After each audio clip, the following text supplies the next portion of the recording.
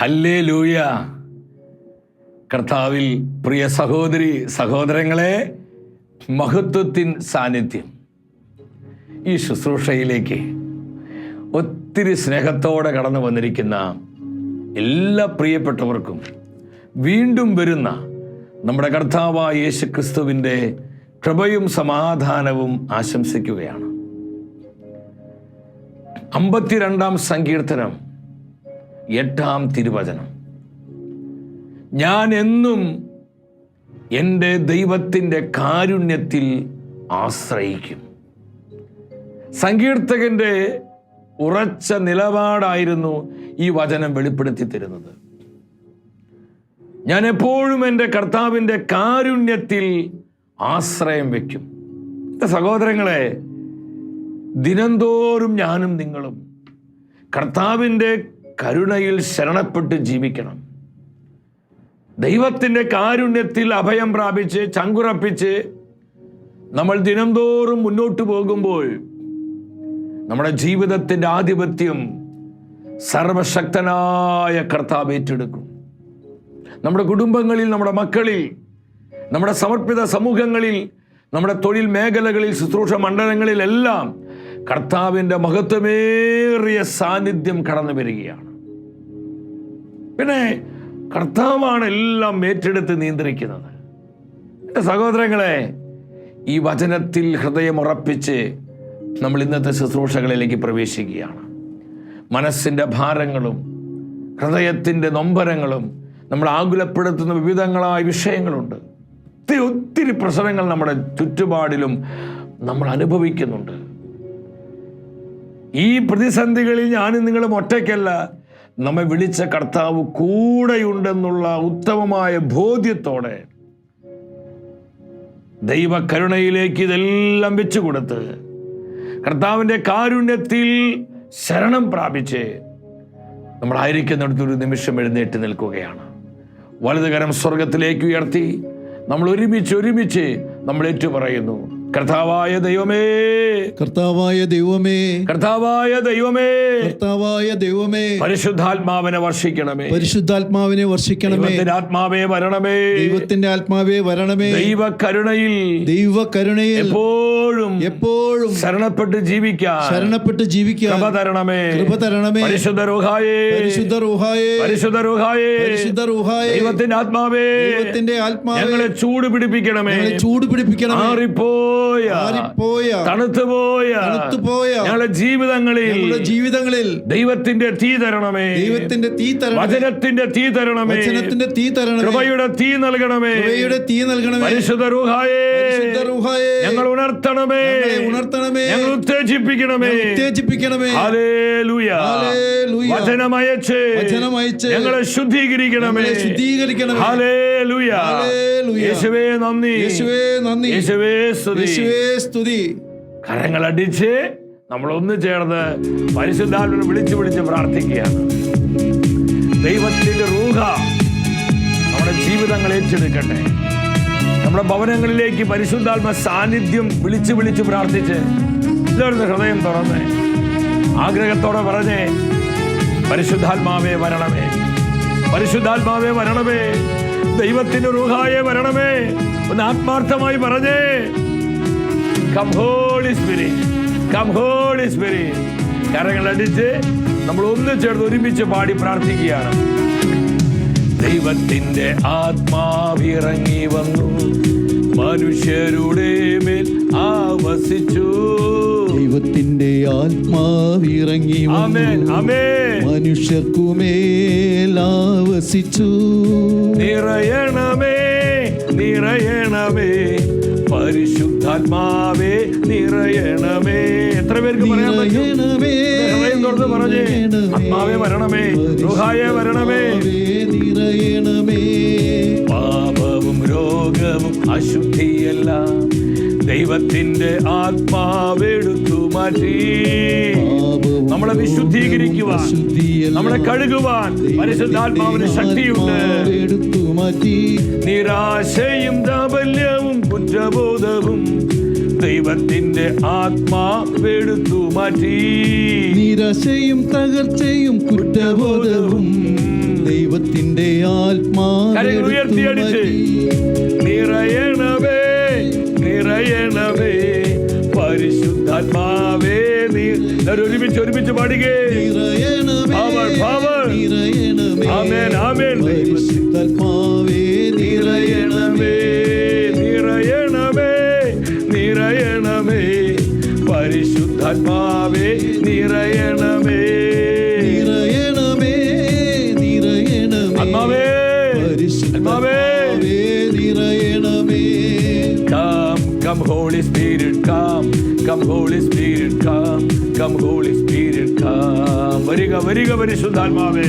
Holy Spirit, come Holy Spirit, come Holy Spirit, come. നിറയണമേ നിറയണമേ പരിശുദ്ധാത്മാവേ നിറയണമേ. സ്വരമുയർത്തി ആത്മാവേ റുഹായേ ശക്തിയോടെ വരിക. പരിശുദ്ധാത്മാവേ നിറയുന്ന ആഗ്രഹത്തോടെ പറഞ്ഞേ. പരിശുദ്ധാത്മാവേ നിറയണമേ പരിശുദ്ധാത്മാവേ നിറയണമേ.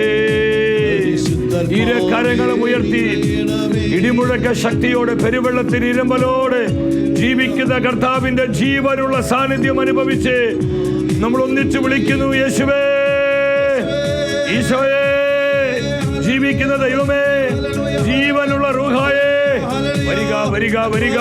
അഭിഷേകമായി, കൃപയായി, ജീവനായി, ശക്തിയായി പരിശുദ്ധ റൂഹായേ വരണമേ. Hallelujah hallelujah hallelujah. പാപക്കെട്ടുകൾ പൊട്ടട്ടെ, ശാപദുഃഖങ്ങൾ ഒടിയട്ടെ, പൈശാചിക ആധിപത്യങ്ങൾ തകർക്കപ്പെടട്ടെ, നാരകീയ സ്വാധീനങ്ങൾ നിർവീര്യമാകട്ടെ. Lord release Lord. അത്ഭുത ശക്തി, അത്യധികമായ ശക്തി ഓരാത്മാവിലും നിറയട്ടെ. ഗ്ലോറിയ പരിശുദ്ധാത്മാവേ. Hallelujah hallelujah hallelujah hallelujah. ഭവനങ്ങളിലേക്ക് വരണമേ. ഞങ്ങൾ അനുഭവിക്കുന്ന പ്രതിസന്ധികളിലേക്ക്, തകർച്ചകളിലേക്ക്, രോഗപീഠകളിലേക്ക്, ആത്മീയ മരവിപ്പിലേക്ക്, മന്ദതകളിലേക്ക് പരിശുദ്ധാത്മാവേ വരിക. ഞങ്ങളെ ചൂട് പിടിപ്പിക്കുക, തീ പിടിപ്പിക്കുക. ഓ സ്പിരിറ്റ്, ഫയർ ഗ്ലോറി. സ്തുതിക്കുന്നു പരിശുദ്ധാത്മാവേ. ആരാധന ഞങ്ങൾ അനോയിന്റ് ചെയ്യണമേ. Come Holy Spirit. പരിശുദ്ധ അമ്മേ, വചനത്തിന്റെ അമ്മേ, ശൗസേ പിതാവേ, സകല വിശുദ്ധരെ ഞങ്ങൾക്കായി പ്രാർത്ഥിക്കണമേ. ആമേൻ. ഹല്ലേലൂയ.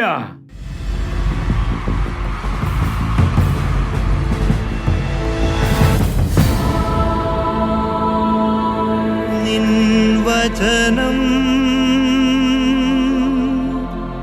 ധ്യാനിക്കുമ്പോ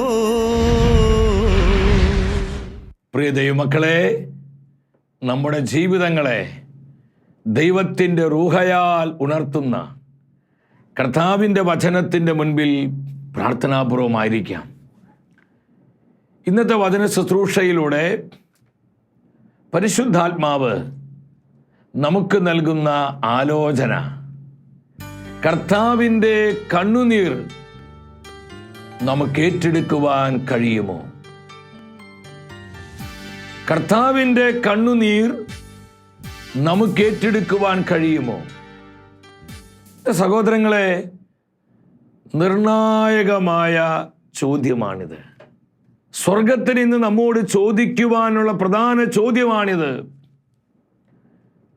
കർത്താവിൻ്റെ കണ്ണുനീര് നമ്മുടെ കണ്ണുനീരായി തീരുമോ? കർത്താവിൻ്റെ ഹൃദയത്തിൻ്റെ സങ്കടങ്ങൾ നമ്മുടെ ഹൃദയത്തിൻ്റെ സങ്കടങ്ങളാകുമോ? നമ്മുടെ കർത്താവ് അനുഭവിക്കുന്ന മാനസികമായ വേദനകളും നൊമ്പരങ്ങളും നമ്മുടെ വേദനകളായി തീരുമോ? ഇതാണ് ഇന്ന് സ്വർഗത്തിന് അറിയേണ്ടത്. ഞാൻ നിങ്ങളോട് വളരെ ആത്മാർത്ഥമായി പറയട്ടെ, നമ്മുടേതായ വിഷയങ്ങളിൽ നമ്മുടേതായ ആവശ്യങ്ങളിൽ മാത്രം വ്യഗ്രത പൂണ്ട് ജീവിക്കേണ്ട സമയമല്ല ഇത്. നവംബർ മാസം ശുദ്ധീകരണ ആത്മാക്കളെ കുറിച്ച് ചിന്തിക്കാനും മരണാനന്തര ജീവിതത്തെക്കുറിച്ച് കൂടുതൽ ധ്യാനിക്കുവാനും നിത്യതയുടെ ദർശനത്തിൽ നമ്മളെല്ലാം നിറയപ്പെടുവാനും നിത്യജീവന്റെ പ്രത്യാശ നമ്മളിലെല്ലാം വർദ്ധിക്കുവാൻ തിരുസഭ നൽകിയിരിക്കുന്ന പ്രത്യേകമായ മാസമാണ് ഈ നവംബർ മാസം. ഇന്ന് നമ്മുടെ താല്പര്യങ്ങളും ആഗ്രഹങ്ങളും എന്തിലാണ് സഹോദരങ്ങളെ? പലപ്പോഴും ഈ ലോകത്തിൽ മനസ്സുറപ്പിച്ച് ജീവിക്കുകയാണോ നമ്മൾ? എനിക്ക് സംശയമുണ്ട്. വിശ്വാസയാത്രയിൽ നമ്മൾ എവിടെയൊക്കെയോ ലക്ഷ്യം തെറ്റി പോകുന്നില്ലേ? ഞാനും നിങ്ങൾ വഴിമാറി പോകുന്നില്ലേ? കർത്താവ് ആഗ്രഹിക്കുന്ന വഴിയിലൂടെ തന്നെയാണോ നമ്മൾ ഇന്ന് മുന്നോട്ട് പോകുന്നത്? കർത്താവിൻ്റെ മനസ്സറിഞ്ഞാണോ അവിടുത്തെ ജനമായ നമ്മൾ ഇന്ന് ജീവിക്കുന്നത്? അതോ നമ്മുടെ വിശ്വാസയാത്രയിൽ നമ്മൾ ലക്ഷ്യം തെറ്റി പോകുന്നവരായി മാറുന്നുണ്ടോ?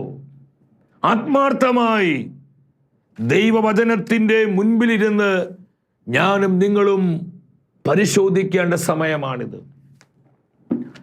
കർത്താവിൻ്റെ കണ്ണുനീര് ഇന്ന് നമുക്ക് വലിയൊരു ഹൃദയവേദനയാണോ? അതോ നമ്മുടെ കർത്താവ് നമുക്കിന്ന് അന്യനായി മാറുന്നുണ്ടോ? പലർക്കൊരു ചിന്ത വരും, സർവശക്തനായ കർത്താവ് കരയേ. അതേ സഹോദരങ്ങളെ, നമ്മുടെ കർത്താവ് ഇന്ന് കരയുകയാണ്. ഒത്തിരിയേറെ സങ്കടപ്പെടുന്നുണ്ട്. ആ മനസ്സ് നമുക്ക് എത്ര പേർക്ക് കാണാൻ കഴിയുന്നുണ്ട്? ലൂക്കായുടെ സുവിശേഷം 19-ാം അധ്യായം 41-42 തിരുവചനങ്ങൾ. അവൻ അടുത്തു വന്ന് പട്ടണം കണ്ടപ്പോൾ അതിനെ കുറിച്ച് വിലപിച്ചുകൊണ്ട് പറഞ്ഞു, സമാധാനത്തിനുള്ള മാർഗങ്ങൾ ഈ ദിവസത്തിലെങ്കിലും നീ അറിഞ്ഞിരുന്നുവെങ്കിൽ, എന്നാൽ അവ ഇപ്പോൾ നിന്റെ ദൃഷ്ടിയിൽ നിന്ന് മറയ്ക്കപ്പെട്ടിരിക്കുന്നു. ജെറുസലേം പട്ടണത്തെ നോക്കി കർത്താവ് വിലപിക്കുകയാണ്. നമ്മുടെ കർത്താവ് നിലവിളിക്കുകയാണ്. ആ പട്ടണത്തിന് ദുസ്ഥിതി ഓർത്ത്, ആ പട്ടണത്തിൽ നടമാടുന്ന മ്ലേച്ഛതകളെ ഓർത്ത്, അവിടെയുള്ളവരുടെ അനുസരണക്കേടുകളും അവിശ്വസ്തയാർന്ന ജീവിതവും കണ്ട് കർത്താവ് വലിയ നൊമ്പരത്തോടെ കരയുകയാണ്. ജെറുസലേം, ജെറുസലേം, നീ ഇന്നെങ്കിലും എൻ്റെ സന്ദർശനം അറിഞ്ഞിരുന്നുവെങ്കിൽ. എൻ്റെ പ്രിയപ്പെട്ടവരെ, 2000 വർഷങ്ങൾക്ക് മുമ്പ് ജെറുസലേം പട്ടണത്തെ നോക്കി കരഞ്ഞ കർത്താവ് ഇന്ന് നമ്മുടെ കുടുംബങ്ങളെ നോക്കി കരയുകയാണ്. നമ്മുടെ ക്രൈസ്തവ കുടുംബങ്ങളുടെ അവസ്ഥ എന്താ പ്രിയപ്പെട്ടവരെ? ഞാൻ അടുത്തൊരു പ്രധാന മാഗസിനിൽ ഞാൻ വായിച്ചതാണ്. അതിൻ്റെ ഒരു പ്രധാന എഡിറ്റർ എഴുതി വെച്ചിരിക്കുക, ക്രൈസ്തവർ എന്തിനാണ് വിവാഹം കഴിക്കുന്നത്? ഒരു ക്വസ്റ്റ്യൻ മാർക്ക്. അദ്ദേഹം ഉത്തരം കൊടുത്തിരിക്കുകയാണ്, ഡിവോഴ്സിന് വേണ്ടി, വിവാഹമോചനത്തിന് വേണ്ടി. ഇന്ന് മറ്റേത് സമുദായത്തെക്കാളും മതസ്ഥരെക്കാളും വിവാഹമോചനങ്ങൾ, ഡിവോഴ്സുകൾ നടക്കുന്നത് കർത്താവിൻ്റെ കുടുംബങ്ങൾ, ക്രൈസ്തവ കുടുംബങ്ങളിലാണ്. താൻ രക്തം കൊടുത്ത് വിലയ്ക്ക് വാങ്ങിയ തൻ്റെ പ്രിയപ്പെട്ടവരെ പലപ്പോഴും തന്നെ മറന്ന് അവർ ലൗകികരായി ജീവിക്കുമ്പോൾ, തൻ്റെ വചനത്തെ ചവിട്ടിക്കളഞ്ഞ് അവർ മുന്നോട്ട് പോകുമ്പോൾ നമ്മുടെ കർത്താവിൻ്റെ ഹൃദയം നൊമ്പരപ്പെടുകയില്ല. അതേ, നമ്മുടെ കുടുംബങ്ങളെ ഓർത്ത് ഇന്ന് കർത്താവ് കണ്ണുനീരൊഴുക്കുകയാണ്. നമ്മുടെ അനേക യുവജനങ്ങൾ സഭയുടെ സംവിധാനം അകന്നു പോയിരിക്കുന്നു. എത്ര യുവജനങ്ങൾ ലഹരിക്ക് അടിമപ്പെട്ട്, കഞ്ചാവിനും വിവിധങ്ങളായ മയക്കമരുന്നുകൾക്കും MDAക്ക് അടിമപ്പെട്ട് വിശ്വാസം നഷ്ടപ്പെട്ട് നിരീശ്വരവാദികളായി അവ യുക്തി ചിന്തകളിലും അതുപോലെ തന്നെ ഭൗതികവാദത്തിലും പിടിമുറുക്കി ജീവിക്കുന്ന എത്രയോ ക്രൈസ്തവ യുവജനങ്ങൾ ഇന്ന് നമ്മുടെ സഭയിലും നമ്മുടെയൊക്കെ കുടുംബങ്ങളിലില്ലേ? യെസ്, നമ്മുടെ യുവജനങ്ങളെ നോക്കി കർത്താവ് ഇന്ന് കരയുകയാണ്. നമ്മുടെ കുഞ്ഞുങ്ങളിൽ നിഷ്കളങ്കത നഷ്ടപ്പെട്ടുകൊണ്ടിരിക്കുന്നു. എത്ര കുഞ്ഞുങ്ങൾ ആ ഗെയിമുകൾക്ക് അടിമപ്പെട്ട് മൊബൈൽ അഡിക്ഷൻ വന്ന് മറ്റൊക്കെ നമ്മുടെ കുടുംബങ്ങളിൽ പ്രാർത്ഥനയും വചനവും അതിനൊക്കെ ഒരുപാട് പ്രാധാന്യതയുണ്ടായിരുന്നു. അതുപോലെ തന്നെ രാത്രിയിലുള്ള ജപങ്ങള്, നമസ്കാരങ്ങള്, ഇതെല്ലാം അന്യം നിന്ന് പോയി. നമ്മുടെ കുഞ്ഞുങ്ങളുടെ നിഷ്കളങ്കത ഇവിടെയൊക്കെയോ ഇന്ന് മങ്ങലേറ്റിട്ടുണ്ട്. സ്ത്രീകളിൽ മിതത്വം കുറയുന്നു. ഇതെല്ലാം സ്വർഗം നൽകുന്ന വെളിപ്പെടുത്തലുകളാണ്. 16-ാം നൂറ്റാണ്ടിൽ ഒരു പാവപ്പെട്ട കന്യാസ്ത്രീ, മദർ മരിയാന എന്ന് പറയുന്ന ഒരു പാവപ്പെട്ട കന്യാസ്ത്രീക്ക് ഈ കാലഘട്ടത്തിൽ സംഭവിക്കാൻ പോകുന്ന വിശ്വാസ തകർച്ചയും സഭയ്ക്കുള്ളിൽ വരുന്ന അപജയങ്ങളും ജീർണതകളും വിശ്വാസ സത്യങ്ങൾ കൈകാര്യം ചെയ്യുന്നതിൽ പലപ്പോഴും സഭാ നേതൃത്വത്തിനുണ്ടാകുന്ന നിസ്സംഗതകളെല്ലാം പരിശുദ്ധ അമ്മമാതാവിലൂടെ ത്രിയേക ദൈവം 4 നൂറ്റാണ്ടുകൾക്ക് മുമ്പ് പ്രവചന രൂപേണ ഈ സത്യങ്ങളെല്ലാം പ്രവചിച്ചിട്ടുണ്ട്. എൻ്റെ സഹോദരങ്ങളെ, സ്ത്രീകൾക്ക് മിതത്വം കുറയുന്നു. നോഹയുടെ കാലത്തുണ്ടായതിനേക്കാൾ വലിയ ഒരു പ്രളയം പോലെ വഴിവിട്ട ലൈംഗിക അരാജകത്വങ്ങള്, മ്ലേച്ഛതകള് ഇന്ന് ലോകമാസകലം ഇന്ന് പെരുകിയിരിക്കുകയാണ്. ഒരു കടൽ പോലെ, പ്രളയം പോലെ, എവിടെ നോക്കിയാലും എങ്ങോട്ട് തിരിഞ്ഞാലും ഈ മ്ലേച്ഛതയും അരാജകത്വങ്ങളുമാണ്. സ്ത്രീക്ക് സ്ത്രീ വാങ്കഴിക്കാം, പുരുഷന് പുരുഷന് വാങ്കഴിക്കാം എന്നുള്ള നിയമങ്ങൾ അനേക രാജ്യങ്ങളിൽ പാസ്സായി കഴിഞ്ഞിരിക്കുന്നു. എൻ്റെ സഹോദരങ്ങളെ, എല്ലാ ഇടങ്ങളിൽ നിന്നും ക്രൈസ്തവ വിശ്വാസത ഇല്ലാതാക്കാനും ഈ ലോകത്തിൻ്റെ സമഗ്ര വിമോചകനായ കർത്താവായ യേശുവിനെ നീക്കം ചെയ്യാനുമുള്ള തത്രപ്പാടിലാണ് ഇന്ന് ഈ തലമുറയും കാലഘട്ടവും. യെസ്, ഈ തലമുറയെ നോക്കി കർത്താവ് കരയുകയാണ്. ഈ കാലഘട്ടത്തെ നോക്കി നമ്മുടെ കർത്താവ് ഒരുപാട് നൊമ്പരപ്പെടുകയാണ്. ദൈവത്തിൻ്റെ റൂഹായിക്ക് നമ്മോട് ചോദിക്കാനുള്ള ചോദ്യം ഇതാണ്: കർത്താവിൻ്റെ കണ്ണുനീര് നമുക്ക് ഏറ്റെടുക്കുവാൻ കഴിയുമോ? നമ്മുടെ കർത്താവിൻ്റെ ഹൃദയ ഭാരങ്ങൾ, വേദനകൾ നമ്മുടെ ഹൃദയത്തിൻ്റെ വേദനകളായി സ്വീകരിക്കാൻ കഴിയുമോ? അവിടെയാണ് പ്രിയപ്പെട്ടവരെ യഥാർത്ഥ വിശ്വാസ ജീവിതം ആരംഭിക്കുന്നത്. അവിടെയാണ് ക്രിസ്തീയ ജീവിതം തുടങ്ങുന്നത്. ഇല്ലെങ്കിൽ പേരുകൊണ്ട് മാത്രം ക്രൈസ്തവരായി നമ്മൾ അധപതിച്ചു പോകും. എന്തേ നമ്മുടെ സമുദായം തളരുന്നത്? എന്തേ നമ്മുടെ സഭ ഇന്ന് ഉഴഞ്ഞുകൊണ്ടിരിക്കുന്നത്? കാരണം ക്രിസ്തുവിനറിയാത്ത, നമ്മുടെ വിശ്വാസത്തിൻ്റെ സമ്പന്നത തിരിച്ചറിയാത്ത വിശ്വാസികളായി ഞാനും നിങ്ങളൊക്കെ മാറിക്കൊണ്ടിരിക്കുകയാണ്. അപ്പോസ്തലനായ പൗലോസ് പ്രവചനാത്മാവിൽ സഭയോട് വിളിച്ചു പറഞ്ഞു. തിമോത്തിയോസിന് 2-ാമത്തെ ലേഖനം 3-ാം അധ്യായം 4-ാമത്തെ തിരുവചനമാണ്. ദൈവത്തെ സ്നേഹിക്കുന്നതിന് പകരം സുഖഭോഗങ്ങളിൽ ആസക്തിയുള്ള മനുഷ്യരുണ്ടാകും അവസാന നാളുകളിൽ. എൻ്റെ സഹോദരങ്ങളെ, കർത്താവിൻ്റെ വചനത്തിന് എന്താ നമ്മോട് പറയുവാനുള്ളത്? നമ്മളൊരു ഫൈനൽ അവറിലേക്ക്, അവസാന മണിക്കൂറുകളിലേക്ക് പ്രവേശിക്കുകയാണ്. നമ്മൾ യുഗാന്ത്യ സഭയിലാണ്. നമ്മൾ ഈ ലോകത്തിൻ്റെ ഇമ്പങ്ങളും നിറങ്ങളും സുഖലോലുപതകളും ആസ്വദിച്ചുകൊണ്ട് നമ്മുടെ നിത്യത നഷ്ടപ്പെടുത്തി ജീവിക്കേണ്ട സമയമല്ല ഇത്. എൻ്റെ സഹോദരങ്ങളെ, ഈ സമയം തിരിച്ചറിയ്, സമയം മനസ്സിലാക്ക്. ദൈവത്തിൻ്റെ വചനം ഉറപ്പോടെ നമ്മോട് പ്രഖ്യാപിക്കുകയാണ്. കർത്താവിൻ്റെ കണ്ണുനീര് നമ്മുടെ കണ്ണുനീരായിട്ട് മാറണം. വെളിപാട് പുസ്തകം 14:7 പറയുന്നുണ്ട്. യോഹന്നാൻ ശ്ലീഹ ദർശനം കാണുകയാണ്. മധ്യാകാശത്തോട് പറക്കുന്നൊരു ദൂതൻ. ആ ദൂതൻ വിളിച്ചു പറയുകയാണ്, ദൈവത്തെ ഭയപ്പെടുക. 3 കാര്യങ്ങളാണ് ആ ദൂതൻ വിളിച്ചു പറയുന്നത്. ദൈവത്തെ ഭയപ്പെടുക. എൻ്റെ സഹോദരി സഹോദരങ്ങളെ, ദൈവഭയത്തോടെ ജീവിക്കേണ്ട സമയമാണിത്. കാലുവെന്ത നായെപ്പോലെ ഈ ലോകത്തിൻ്റെ സുഖലോലുപത ആസ്വദിക്കാൻ വേണ്ടി ജീവിതം മുന്നോട്ട് പോകാൻ വിളിക്കപ്പെട്ടവരല്ല കർത്താവിൻ്റെ ജനമായ ഞാനും നിങ്ങളും.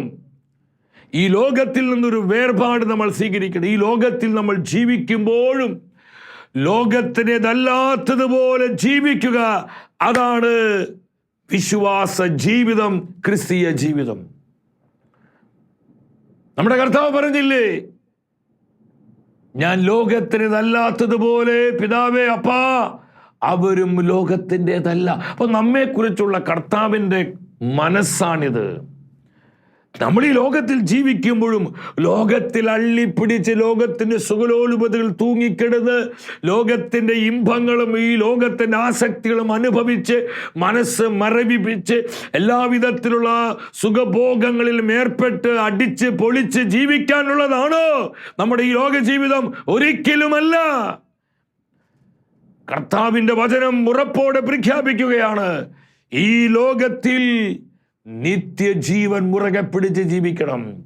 നമ്മുടെ ആത്മരക്ഷയെ തടസ്സപ്പെടുത്തുന്ന സകലത്തിനോടും നോ പറയാനുള്ള ചങ്കൂറ്റവും തൻ്റെ ഇടവും ഈ കാലഘട്ടത്തിലെ ക്രൈസ്തവർക്കുണ്ടാകണം. ഹല്ലേലൂയ! ഇല്ലെങ്കിൽ നമ്മൾ നശിച്ചു പോകും, നമ്മുടെ കുടുംബങ്ങൾ തകരും, നമ്മുടെ യുവജനങ്ങൾ വഴിവിട്ടു പോകും.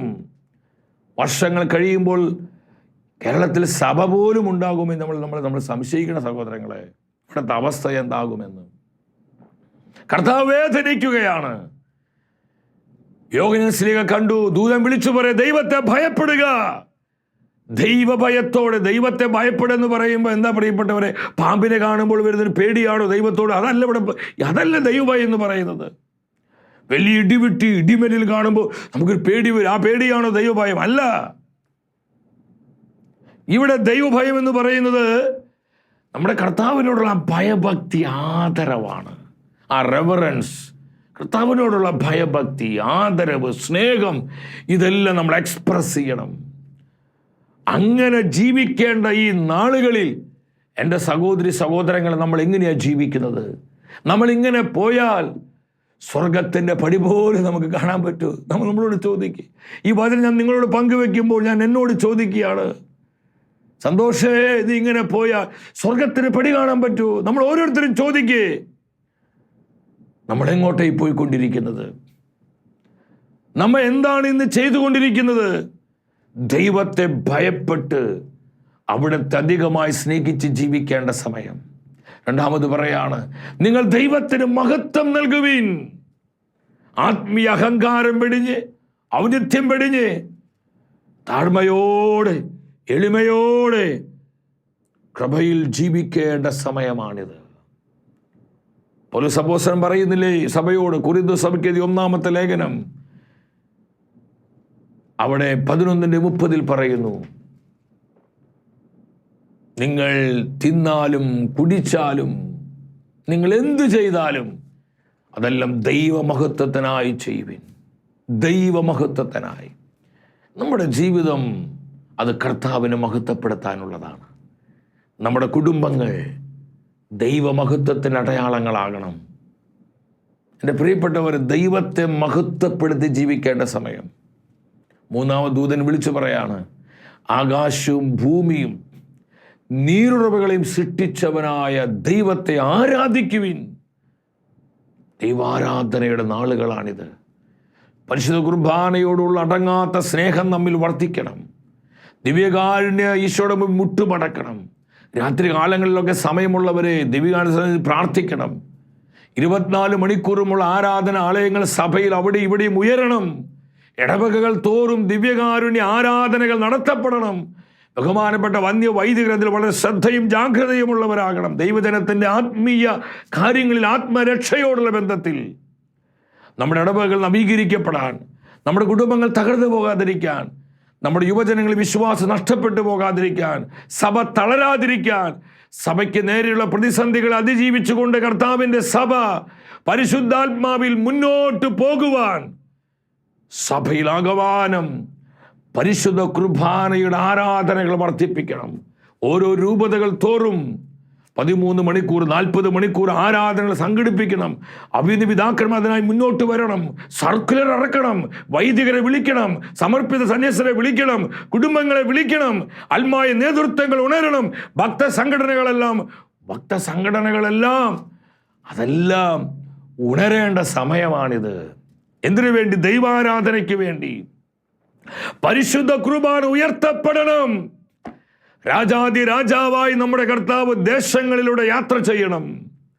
എൻ്റെ സഹോദരങ്ങളെ, അത്ഭുതങ്ങൾ ഇവിടെ സംഭവിക്കും. മാറ്റങ്ങൾ ഉണ്ടാകും. ഡെലിവറൻസുകൾ ഉണ്ടാകും. ദുർഗമങ്ങളായ കോട്ടകൾ തകർന്നു വീഴും. സഭ ശക്തി പ്രാപിക്കും. കുടുംബങ്ങൾ നവീകരിക്കപ്പെടും. നമ്മുടെ യുവജനങ്ങൾ വിശ്വാസത്തിന്റെ തീപന്തങ്ങളെ കത്തിജ്വലിക്കും. എപ്പോഴാ?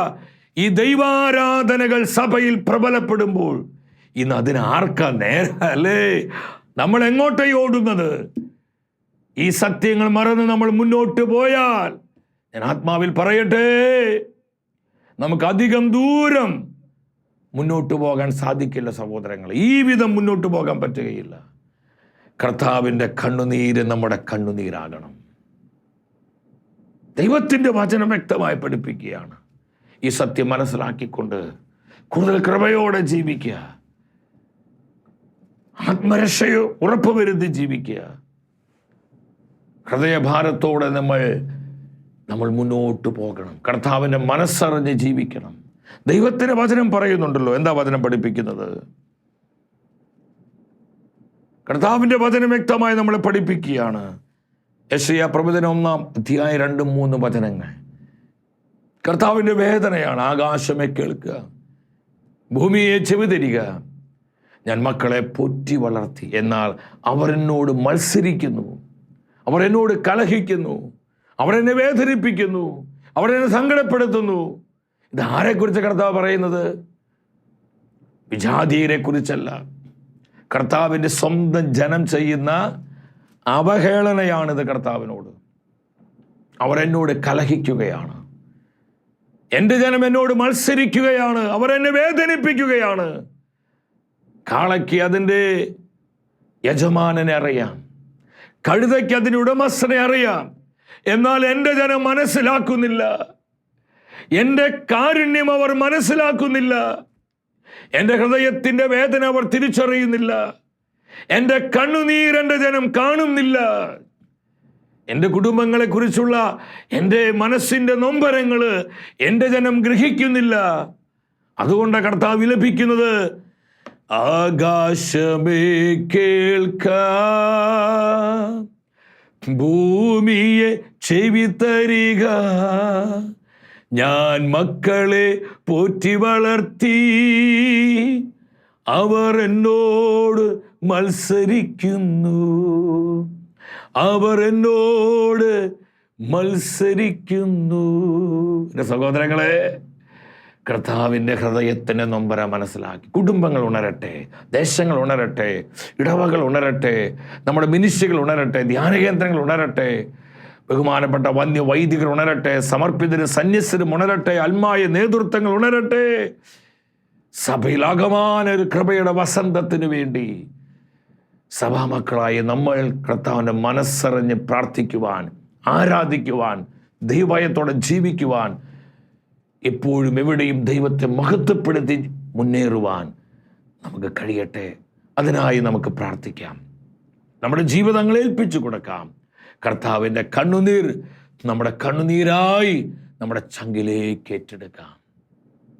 വ്യക്തിപരമായ നമ്മുടെ നിയോഗങ്ങളെയും നമ്മുടെ കുടുംബത്തിൻ്റെ സകല ആവശ്യങ്ങളെയും നമ്മെ ഓരോരുത്തരെയും നമ്മുടെ കർത്താവ് സമൃദ്ധമായി അനുഗ്രഹിക്കട്ടെ. മഹത്വമേ മഹത്വമേ മഹത്വത്തിൻ രാജാവേ, മഹത്വത്തിൻ സാന്നിധ്യം. മഹത്വമേ മഹത്വമേ മഹത്വത്തിൻ കർത്താവേ, മഹത്വത്തിൻ സാന്നിധ്യം. മഹത്വമേ മഹത്വമേ മഹത്വത്തിൻ രാജാവേ, മഹത്വത്തിൻ സാന്നിധ്യം. മഹത്വമേ മഹത്വമേ മഹത്വത്തിൻ